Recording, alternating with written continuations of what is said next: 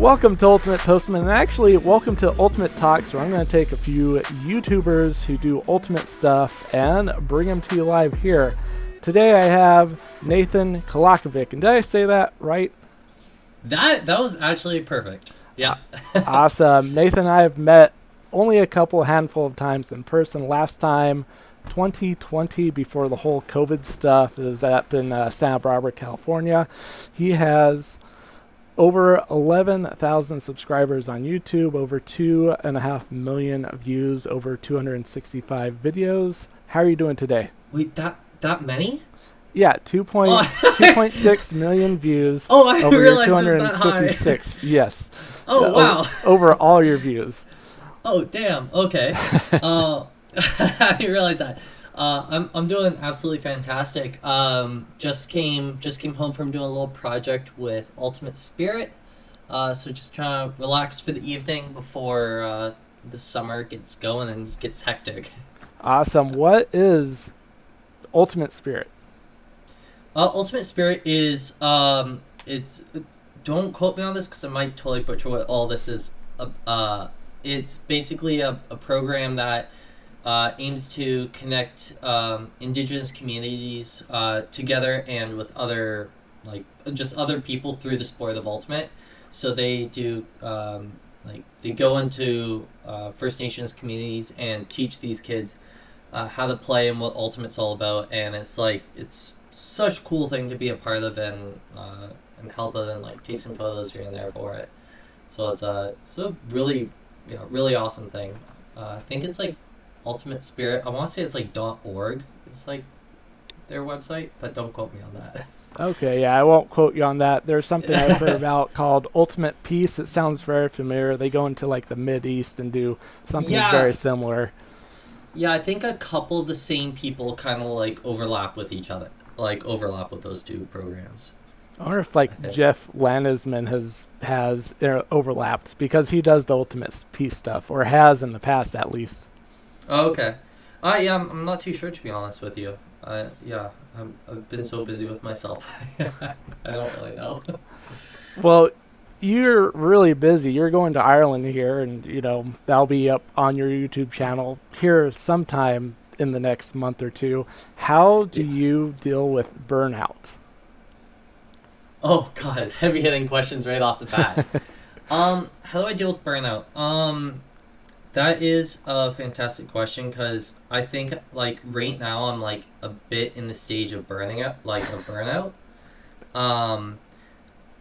Just because I came off we just came off of college nationals. I've had a few other projects and some relatively tight deadlines to hit. And it gets really exhausting when it's just the only thing that you think about. So how I deal with it personally is, one, just not touching anything to do with Ultimate at all for a couple days. It's and that's really hard to do because I love Frisbee. But I think the thing for me is just taking a break from it, and getting to the point where I just really miss it. And that usually takes probably 2 days at max. But when it's when I have tournaments and projects back to back to back that are due, it's I usually just take breaks. I take small breaks, or I go back and look at my old videos to try to get re-inspired, I guess. Because it can get very exhausting. Yeah, I bet. I mean, there's probably things that you even do on the road. Do you have any kind of go-to place, food-wise, that you like to go to eat, restaurant-wise? Yeah. Anyone who's ever talked to me about my meals, I consume pretty much only Chipotle and Starbucks. I need to get sponsored by the two of them, because I'm pretty sure I'm funding half of Chipotle and half of Starbucks' organization. Yeah, it's I think I'm like if Chipotle has like if they had like solid rewards program, I'd be doing pretty good. You could definitely like bring up to him, hey, I wear this jersey to every tournament I go to. I'd like to redesign it. Can I get your logo right there for Can I like just a huge just Chipotle? Like, that I'll have guac with that. Yeah.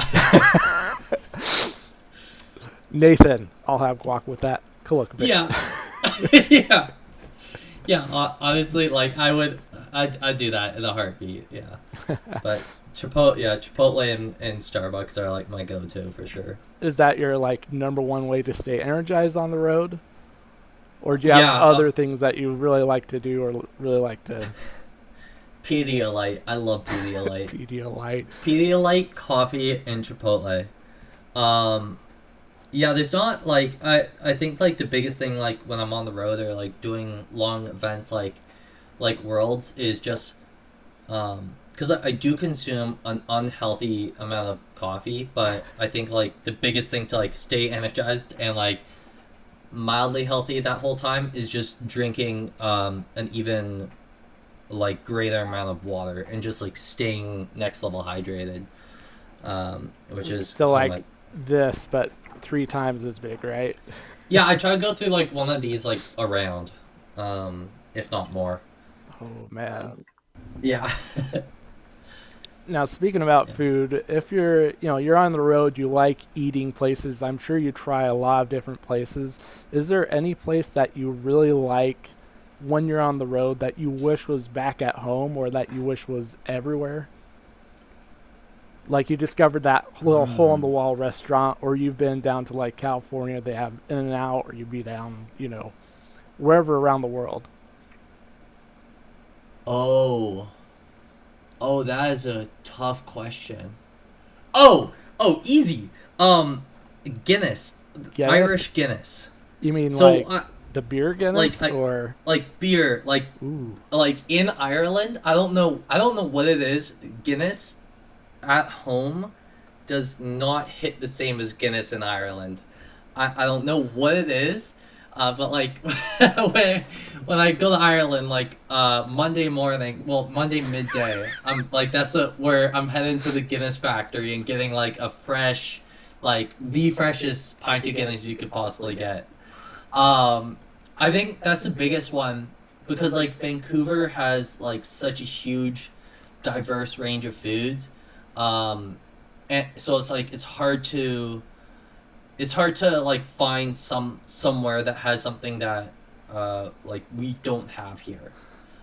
Maybe like barbecue in like the southern states. the southern That state barbecue I hear is amazing.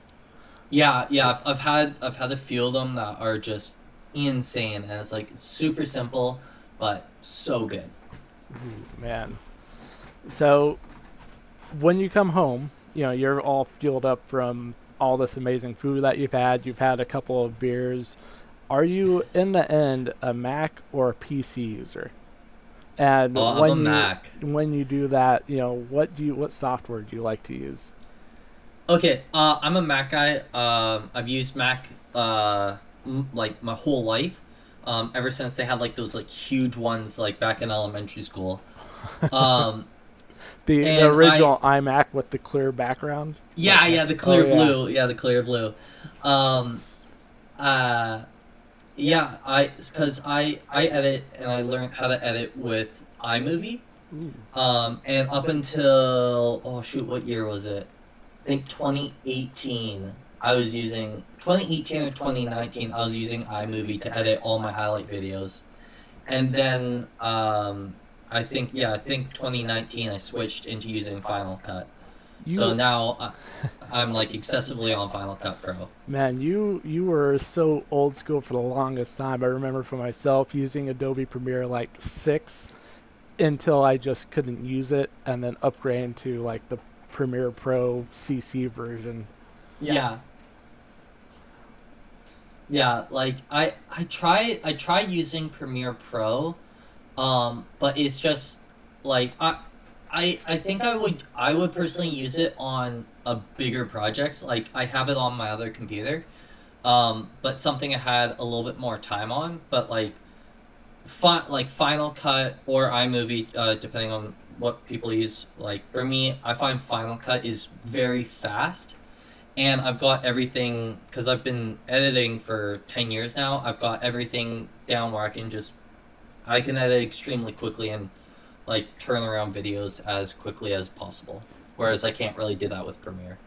Nice, nice. I really love Premiere, but I've heard a lot of good things about Final Cut.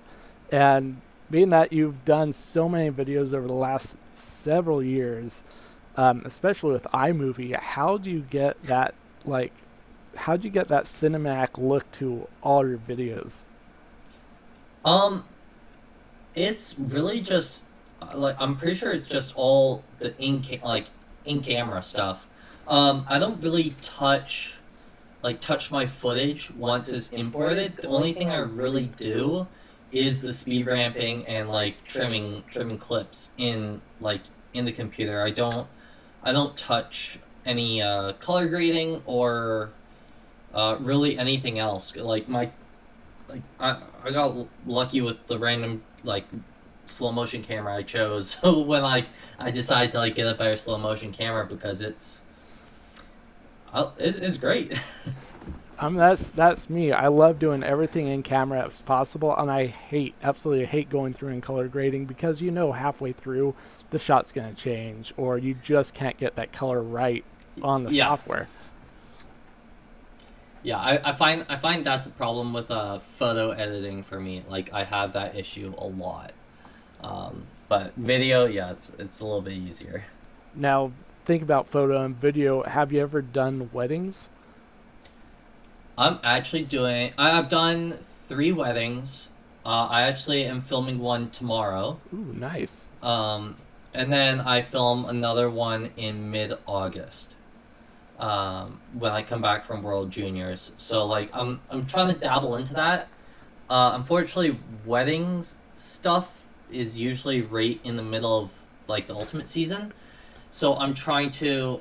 My ideal situation is one destination weddings. So like if they fly me to Hawaii, like in the middle of winter, or I personally love the cold. So if there's any like winter weddings that are happening, like I love to do that. Something to keep me going in the off season. So right now, because you're heading to Ireland, that'd be like picture perfect. Besides filming Ultimate there, hey, if somebody has a wedding they're doing in the next few days, let's do this. Yeah, yeah, like well, if I so my priority for the couple days in Ireland before Masters is to take photos of puffins. uh, Puffins. yeah, because before I was in Ireland right before the pandemic hit, and my best friend was supposed to fly in, and we were gonna take photos of puffins together, and then he had to cancel his flight, and I had to fly home, and the puffin showed up the next day. Oh, Uh, so I was absolutely devastated. So luckily on Sunday, me and my best friend are gonna be going and spending 5 days taking photos of puffins. oh man, that sounds like so much fun. Yeah, yeah, we're coming full circle. So it's yeah, it's gonna be a good time. And hopefully, because COVID started way early in the year, hopefully they're out and about now. Yeah, yeah, like they should be chilling. Hopefully having I don't know. Hopefully maybe we get some baby puffins in there. I don't really know what to expect. But like I'm excited regardless. Speaking about babies, my baby just is starting to cry, so hold on. Yes, yeah, yeah. We'll take a time out. We'll take a time out. Yes. Yes, and here's my wife, Erica. Hello. And he's saying hello. Lovely. Yep.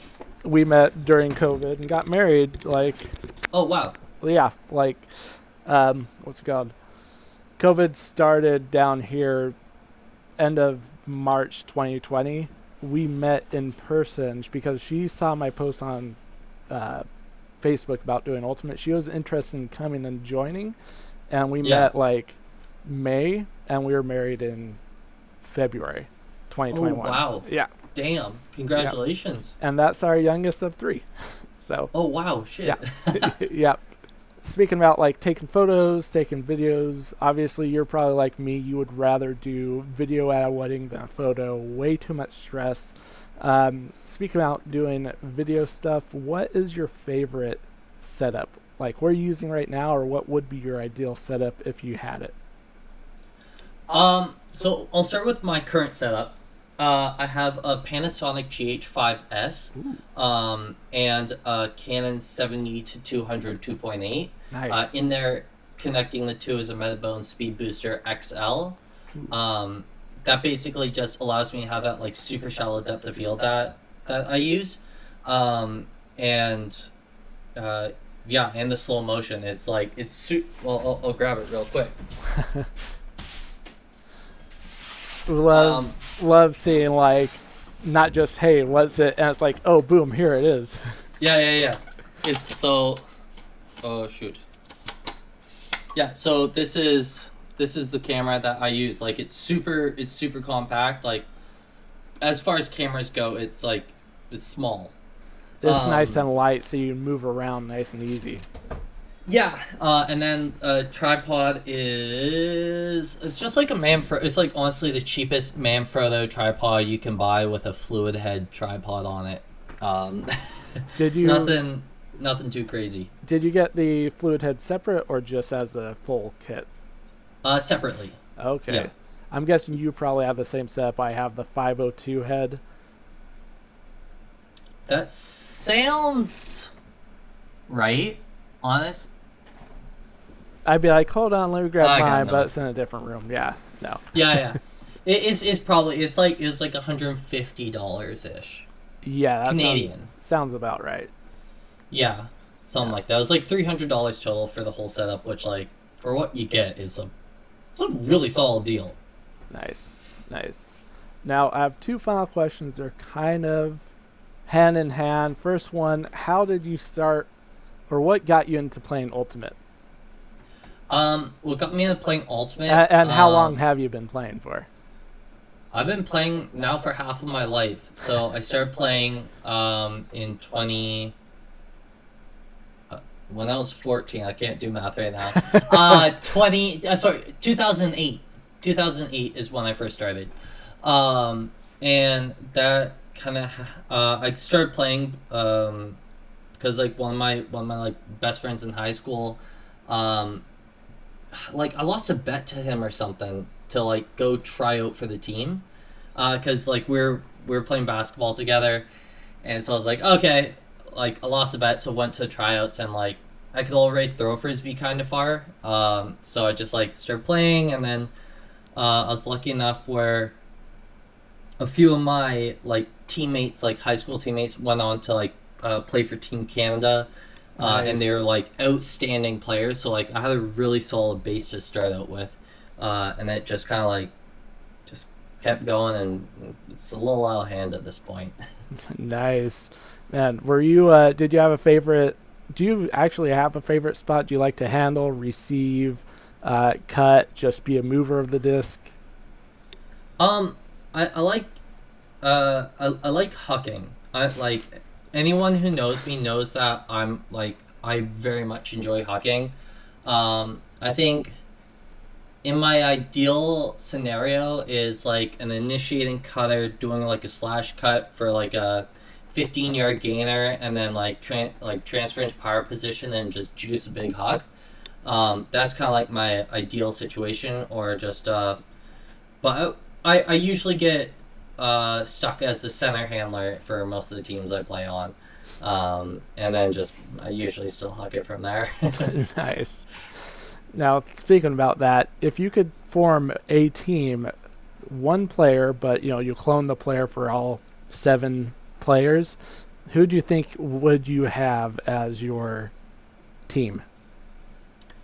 um, I would say, uh, I'll go first on like the women's side. If I would go seven Manuela Cardenases, cause that's just savage. Like I just kind of feel bad for everyone else. And then On the men's side, I would probably go. He's one of the guys I've been playing with like almost since I started playing frisbee. His name's Gagan Chatha. He's in my opinion still one of the best ultimate players in the world. Like he took a few years off, but I still think he's top of the line there. Just offensively, defensively, as a handler, as a receiver. I still haven't seen anyone that's really, in my opinion, topped him as a player. Nice, nice. And here's my final question for you for this interview. Is there one single highlight video, like just a clip or like your entire highlight video that you just, hey man, this is the video I love the most. I'm the most proud of making this. I think one of two probably is like, of course, like my World Juniors from 2016 highlight video, like probably the one almost everyone knows. And then the other one would be the 2018 U24 finals highlight from Perth. That's a video like I'll watch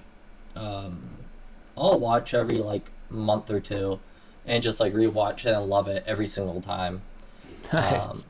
I think that's like probably one of my top. Yeah. Nice, nice. Well, Nathan, it's good talking to you. Again, this has been Lance with Ultimate Talk. If you would like to see him back on here and if you got questions, send them my way, put them in the comments below. We'll see if we get Nathan back on here sometime.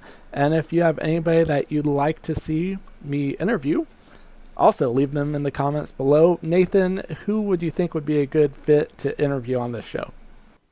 Luke Johnson. Luke Johnson, I actually do have direct connections to him. I will see what I can do on that. Yeah, he's a terrible human being and really bad at his job. Would not recommend hiring him. No, I'm joking. I owe pretty much all I have to him. So yeah, maybe we can talk about that next time. Yeah, maybe next time. For those who don't know, Luke Johnson is the guy in charge of like all the AUDL video stuff aside from Adam.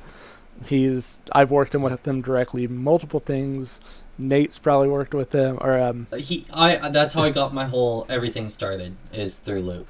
So that's I think that would be a fun one for next time. Keep people interested for the next one. Nice. All right, and if you had a question you'd like to ask Luke, and you keep me accountable for this, what would that question be? Could be anything from Ultimate video or just like random nonsense. Why does he love Canada so much? He is in love with Canada and Canadians. I don't know what it is, but I want to know. All right, I will keep that in the bag. Again, this has been Ultimate Talk. We'll catch you next time. Thanks for tuning in. Peace. Peace.